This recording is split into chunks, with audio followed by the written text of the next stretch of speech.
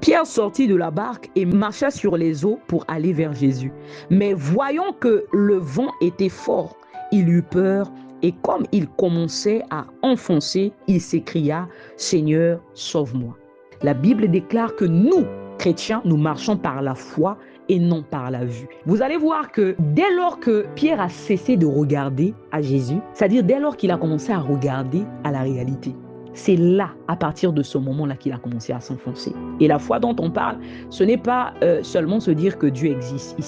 La foi ici, il s'agit de notre engagement personnel envers Dieu qui implique une confiance totale en Dieu. Nous ne sommes pas influencés par des réalités extérieures. Nous marchons par la foi et non par la vue. La réalité, c'est ce que nous vivons au quotidien. Ce que tu vois, tu touches, tu ressens. Ça, c'est la réalité. Et la réalité peut changer à tout moment. Mais la vérité, c'est ce qui vient de Dieu. Si Dieu te dit que le ciel est bleu, quel que soit ce que tes yeux voient, bien aimé, nous les chrétiens, nous ne sommes pas censés être influencés par des réalités extérieures. Nous marchons par la foi et non par la vue. Mais malheureusement, parfois, face à certaines situations, on oublie cette parole de 2 Corinthiens 5 au verset 7, que nous ne sommes pas censés marcher par la vue. Ce qui plaît à Dieu, c'est la foi. La Bible dit que sans la foi, il est impossible d'être agréable à Dieu. Ce qui plaît à Dieu, c'est la foi. Pierre a commencé à marcher. Il a écouté la parole, comme la plupart d'entre nous. Une parole était sortie sur nous. La vérité même.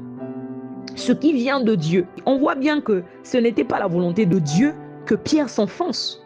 C'était la volonté de Dieu que Pierre marche sur l'eau. Comme il est également la volonté de Dieu que toi et moi vivrons une vie meilleure que ce que nous vivons.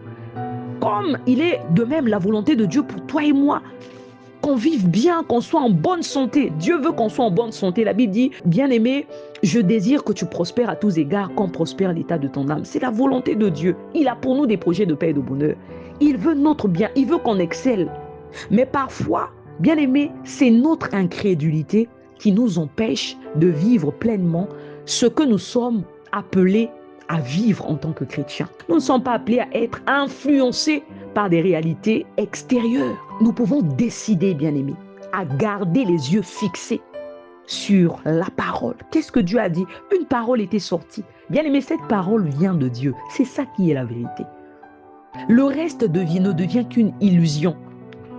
Même quand on voit notre corps se décomposer, si Dieu a déclaré une parole et que cette parole ne ressemble pas à ce que nous vivons, ça veut dire que la réalité là n'est qu'une illusion.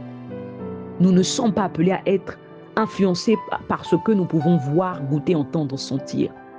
Ne mettons pas notre attention sur la réalité, mais sur la vérité de la parole, sur la vérité de Dieu, sur ce qui vient de Dieu, sur la parole de Dieu. Je vais encourager quelqu'un ce matin à s'agripper sur cette promesse, cette parole qui était sortie ce jour-là. Gardons les yeux fixés. C'est quand Pierre, la Bible dit que Pierre dit, Seigneur, si c'est toi, ordonne que j'aille vers toi. Lorsque le Seigneur lui dit, viens, la Bible dit que Pierre sortit de la barque et marcha sur les eaux pour aller vers Jésus. Pierre avait marché et c'était ça la volonté de Dieu. Mais après, il a commencé à s'enfoncer. Ça, ce n'était pas la volonté de Dieu. Ça veut dire qu'on peut vivre des choses qui ne font pas partie de la volonté de Dieu. Non pas parce que Dieu ne veut pas qu'on vive le meilleur, mais parce que parfois, on choisit de garder nos yeux fixés sur la réalité plutôt que sur la vérité de la parole. J'annonce à quelqu'un ce matin que nous avons le choix.